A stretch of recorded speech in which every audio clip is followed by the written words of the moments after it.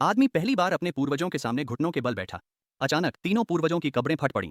फिर तीन ताबूत आदमी पर उड़े। उन्होंने घुटनों बैठने से रोका। देर हो चुकी थी। जैसे ही आदमी एक घुटने पर बैठा, बिजली लगातार उन पर गिरने लगी। तीनों पूर्वज बिजली की मार सहन नहीं कर सके, इसलिए उन्होंने नहीं शब्द लिखा। उनके वंशजों ने सोचा कि ऐसा इसलिए हुआ क्योंकि पूर्वज उस आदमी के घुटनों पर बैठने से असंतुष्ट थे। उन्होंने उस आदमी से दोनों घुटनों पर बैठने और माफी मांगने की मांग की। पूर्वज चिल्लाए कि उनके वंशजों ने उनके अर्थ को गलत समझा, लेकिन वंशज उनकी बातें सुन नहीं सके।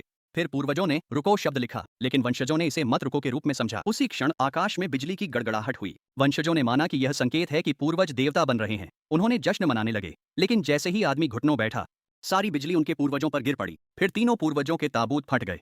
लेकिन वंशजों ने सोचा कि पूर्वजों ने बिजली की परीक्षा पार कर ली है और उन्होंने दिव्य रैंकिंग सूची निकाल ली ताकि अपने पूर्वजों को देवता बना सकें। वंशजों में से एक ने एक कलम निकाली। वह सूची में पूर्वजों के नाम लिखना चाहती थी, लेकिन एक अदृश्य शक्ति ने उसे सैकड़ों मीटर दूर उड़ा दिया। लोगों ने सोचा कि महिला असफल क्यों हुई। उसने सोचा कि उसने नियम तोड़ दिया है। महिला निराश थी। उसने दिव्य रैंकिंग सूची में नाम लिखने की कोशिश की, लेकिन तभी अचानक एक बिजली की चमक उस पर गिर पड़ी। उसी समय एक लड़की आगे बढ़ी। उसने सबको बताया कि दिव्य रैंकिंग सूची उनकी नहीं है और असली स्वामी वही आदमी है जो उसके बगल में खड़ा है। सिर्फ उसी को अधिकार है, वह तय कर सके देवता बनाया जा सकता है। लेकिन कोई जानकारी नहीं थी। वह खुद को साधारण इंसान मानता। विनती की लड़की की गंभीरता से न लें। लोगों लड़की का मजाक उड़ाना। वह खुद को ठगा हुआ महसूस कर रही थी, यह साबित करने के लिए कि वह झूठ नहीं बोल रही थी। लड़की ने कलम उठाई और उसे उस आदमी को थमा दिया।